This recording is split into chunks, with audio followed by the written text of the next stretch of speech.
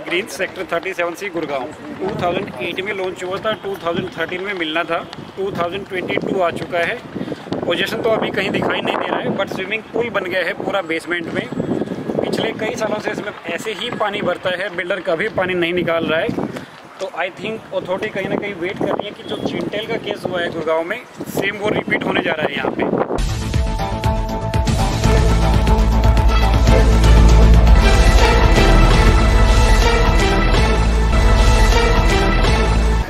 आप देख रहे हैं आरवीएम न्यूज। आज आरवीएम न्यूज की टीम सेक्टर 37C गुड़गांव पहुंची है, जहां की आईएलडी बिल्डर का एक प्रोजेक्ट दिखाई दे रहा है, जो कि पोजीशन 2012 में मिल जाना चाहिए था, जो आज 2022 चल रहा है, अभी तक पोजीशन नहीं मिला है।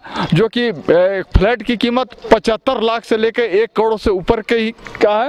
आप देख सकते हैं कि जितने फ्लैट बुक कराने वाले जो भुक्तभोगी हैं यहाँ पर मौजूद है, और अपनी गुहार जो है हरियाणा सरकार गुड़गांव प्रशासन से लगा रहे हैं, लेकिन इनकी आवाज़ कहीं ना कहीं दबा दी जा रही है, इनकी आवाज़ सुनवाई नहीं हो रही है।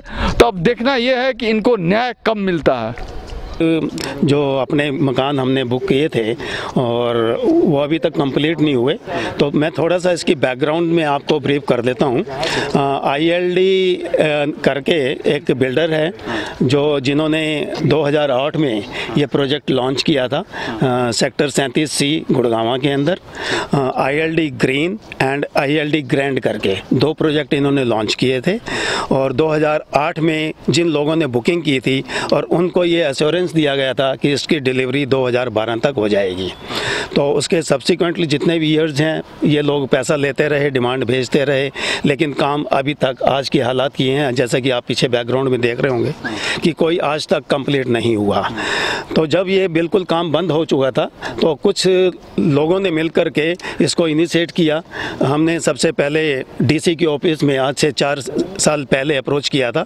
डीसी के ऑफिस से उन्होंने हमें इसको केस को फॉरवर्ड कर दिया गया डीटीपीसी ऑफिस के अंदर, जहाँ पे तकरीबन हम 1.5 या 2 साल तक उनके ऑफिस में जाते रहे, फॉलोअप लेते रहे, लेकिन कोई भी कॉन्क्रीट मतलब है कि आपने बहुत लंबी लड़ाई लड़ी। 2012 we have booked the flat in ILD Grand 2012 March, but it's been 10 years, and as you can see the structure of Grand, there is like as per floor plan they have charged almost 90% of amount we have paid, but after that the construction has been stopped and there is no such improvement in the structure, neither any information from ILD or association form की थी आज से 3 साल पहले, और उस association base पे ही हमने एच रेरा को अप्रोच किया था, और पिछले तकरीबन 3 साल हो गए एच रेरा में हमें डेट पे डेट मिले जा रही हैं, लेकिन कोई भी कॉन्क्रीट फैसला नहीं आया वहाँ से। ओके, हमेशा डेट पे कुछ न कुछ एक्सक्यूज दे के बिल्डर बच के निकल जाता है, एश्योरेंस देता है कि मैं 6 महीने में बना दूंगा, कभी एश्योरेंस देता है 8 महीने में बना दूंगा, लेकिन आज तक कोई भी ना तो कंस्ट्रक्शन स्टार्ट हुई है, ना ही ये कंप्लीशन की स्टेज पे पहुंचा हुआ है। आज हालात ये हैं कि आपने रिसेंटली जो एक कोलैप्स हुआ है आज चिंटल में फ्लैट, और इतनी क्वालिटी इतनी फेरी हुई है, आप देख रहे होंगे जो स्ट्रक्चर आज से 10 साल पहले खड़ा हुआ है, और यहाँ पानी भी जमा है कि बुरी तरह से, और ऊपर जितना भी लोहा की मटेरियल लगा है या कंक्रीट लगा हुआ है, वो क्वालिटी डाउन होती जा रही है। तो हमारा आज फियर यही है, यदि किसी तरीके से ये मिल भी जाता है, तो क्या उस क्वालिटी वाइज, उस स्टैंडर्ड वाइज क्या ये रहने लायक होगा? ये अथॉरिटी ज़रूर इस चीज़ के ऊपर ध्यान रखे और बिल्डर्स को इस चीज़ के लिए खड़ा करे, पूछे कि भाई ये क्यों बंद किया गया है और ये कहाँ तक विथस्टैंड करेगा यदि अगले 3 या 4 साल में तुम बना के भी देता है। को मुझे पोजीशन देना था, 2013 से 2022 हो गया, 9 साल हो गए। मेरी इस समय A65 हो चुकी हुई है। मैं इतना सारा पैसा मैंने अपनी रिटायरमेंट का इसमें लगा दिया हुआ है, पर आज तक हमें इस फ्लैट का कुछ नहीं पता चल रहा। बिल्डर जाता है, डेट लेकर आ जाता है और हमारी कोई सुनवाई नहीं हो रही। अब ये कानून इन्होंने बनाया आज से 3 साल या 4 साल पहले, तो एक बायर्स को बहुत बड़ी उम्मीद जागी थी कि एक रेरा करके एक कानून आ रहा है और ये एक तरह से रामबाण की तरह काम करेगा। लेकिन आज हम अपने एक्सपीरियंस से और जो हमारा जिस डिफ़िकल्टी के उसमें हम गए हैं पूरे प्रोसेस के थ्रू, आज ये लग रहा है ये पूरा को पूरा कानून यूजलेस है। 2010 में 2018 तक इवन इसने जो हमें एरिया बताया था वो पर्टिकुलर एरिया 1600 स्क्वायर फीट था।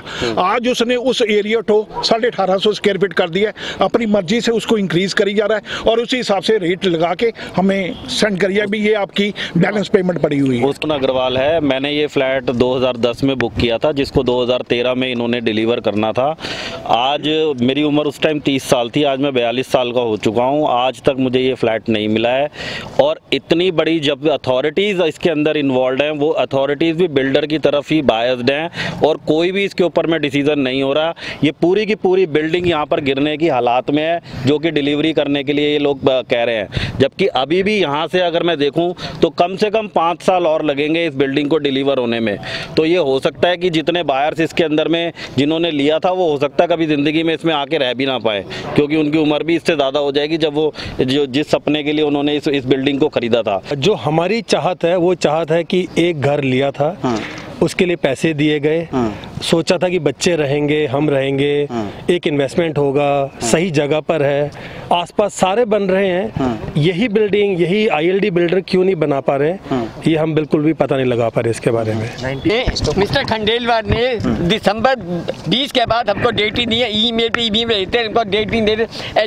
खंडेलवाल साहब पूरी तरह मिला हुआ बिल्डर से। 9 में आईएलडी ट्रेड सेंटर एडवर्टाइजमेंट किया गया था 2009 में और ये 2008 में किया था। वो 2012 से पहले तैयार हो चुका था और ये अपना ऑफिस कनाट प्लेस से लेके वहाँ शिफ्ट कर सकते हैं। हमसे 50% जो पैसा लिया इन्होंने सारा पैसा वहाँ आईएलडी ट्रेड सेंटर में लगाया और ये लेटर बता रहा है कि 2012 तक हमने इनसे जो पैसा लिया हमारा काम शुरू ही नहीं है, जबकि हमसे 50% से ज़्यादा पैसा हमसे ले चुके थे। हमारे साथ धोखा किया 420 का केस इनके ऊपर बन गया। मुझे बोला गया था कि 2014 में हम आपको फ्लैट दे देंगे, लेकिन उन्होंने 14 में नहीं दिया, 17 में कहा कि 17 में दे देंगे। उसके बाद बोला कि नोटबंदी आ गई है इसलिए डिले हो गया। फिर पॉल्यूशन का सिस्टम आ गया कि पॉल्यूशन की वजह से डिले हो गया, डे बाई डे डिले हो गया। हस्बैंड मेरे रिटायरमेंट हो गए, मेरे बड़े बेटे की एज पता है क्या हो गई है, 32 ईयर्स का हो गया है। जहाँ भी मैरिज के लिए जाती हूँ वो बोलते हैं आपके पास घर का मकान है, तो बताइए इसका जिम्मेदार कौन होगा, आईएलडी या वो जो रेरा वाले बैठे हैं वो? गवर्नमेंट कुछ भी नहीं कर रही है। जब भी बोल दिया जाता है कि आपके लिए आगे, बस आप हमेशा मेल डालते हैं, हम मेल का भी कोई रिप्लाई नहीं आता है। मैं कब अपने घर के मकान में आऊंगी? मेरे हस्बैंड रिटायर हो गए, सारी इंस्टॉलमेंट में दे चुकी हूँ, बस लास्ट पेमेंट रही है मेरी बस। तो आईएलडी हाई हाई और ये गवर्नमेंट भी हाई हाई। प्रशांत भारद्वाज, मैं 2008 में फ्लैट बुक किया था सर। हालत इतनी ख़राब है कि EMI ही पे कर रहा हूँ जो लोन ले रखा है और मुझे यहाँ पे किराया पे करना पड़ रहा है। And sir we are chasing authority since last 4-5 years but there is no output at all sir. We are extremely fed up from the government sir. कितने फ्लैट है यहाँ? 255 फ्लैट है सर टोटल। कितने टावर हैं? इस tower 2 की बात कर रहे हैं इसमें। एक टावर में 255 फ्लैट है सर। कंप्लीट नहीं है? एक भी नहीं है सर। 255 बीएचके टावर 2 की बात कर रहे हैं सर। 3 BHK और 4 BHK इसमें मेनली। क्या प्राइस रखा गया? 1 करोड़ से ऑनवर्ड्स है सर। 1 करोड़ 1.5 करोड़ अभी तक जा चुका है। 90% से ज़्यादा दे चुका है, उससे ज़्यादा दे चुके हैं सर। लेकिन सर अब आप देखिए मैं इतना बड़ा अमाउंट में लोन भी देता हूँ जो क्लियर EMI पे कर रहा हूँ, किराया भी पे कर रहा हूँ सर। मैं यहाँ आस पास रहता हूँ कि जस्ट फॉर द होप कि कुछ स्टार्ट हो जाए, one day I shift to my house. अंदर है, हमने टावर 7 ने बुक किया था 2010 में, 2014 में पोजीशन मिलनी थी। आज हम 98% पैसा उसका दे चुके हैं। उसके बावजूद हर 20 दिन के बाद एक फ़ोन आता है कि सर आके सेटलमेंट कर लीजिए। हमने कहा सर हमने तो आपको 98% पैसा दिया हुआ है, आप हमें चाबी कब दे रहे हैं हमें ये बताइए। उसके बाद कोई जवाब नहीं होता, कहते हैं अच्छा हम बात करके बताएंगे आपको। कितनी मेल लिख चुकी हैं, यहाँ जितनी एसोसिएशन बनी है सब ने मीटिंग करी उनके साथ। मिस्टर मनमोहन सिंह जो है ये हेड कर रहे हैं, इन्होंने जाके कई बार उनसे किया। उसके बावजूद कई लोगों से 100% पैसा लेने के बावजूद भी पूरी पोजीशन नहीं दी गई है। पोजीशन के नाम पे कुछ लोगों को उन्होंने चाबी दी है, उसके अंदर ना भी बिजली है, ना पानी है, ना यूटिलिटीज़ है। सिक्योरिटी के नाम पे मतलब कुछ भी नहीं है। आज आप देख रहे हैं, आप इस टावर 2 में हम खड़े हैं, आप टावर 7 में चलिए, वहाँ की बेसमेंट देख लीजिए क्या हाल है, या वहाँ की बिल्डिंग की कंडीशन देख लीजिए, क्या ये नई बिल्डिंग की कंस्ट्रक्शन है? एकदम बेकार कंस्ट्रक्शन है, हाथ लगाओ तो सारा सीमेंट बाहर आ रहा है। इसमें बॉस आप गवर्नमेंट की बात कर रहे हैं, ये गवर्नमेंट क्या कर रही है पिछले 10 साल से बताए, किसको इन्होंने जस्टिस दी है, ये हरेरा जो बनाई है किसने किसी को फ्लैट दिलाया, क्या आप कोई डाटा लेके आ सकते हैं हमारे पास कि हरेरा ने इस पोजीशन पे इस सिक्योरिटी में या इस सोसाइटी में लोगों को किसी को पोजीशन दी? हम लोग आप देखिए, मैंने 30 साल में बुक किया था, मैं 52 साल में BRS ले चुका हूँ एक, आप बताइए, मैं अपना सारा पैसा दे के बैंक का लोन खत्म करके बैठा हूँ, लेकिन अपना 70 लाख मेरा डूब गया मुझे लग रहा है।